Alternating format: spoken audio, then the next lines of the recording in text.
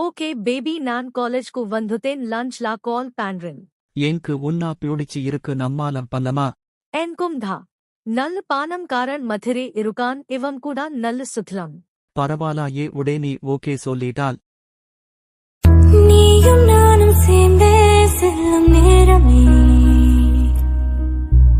நீலம் கூட வானில் இல்லை எங்கும் வெள்ளை மேகமே.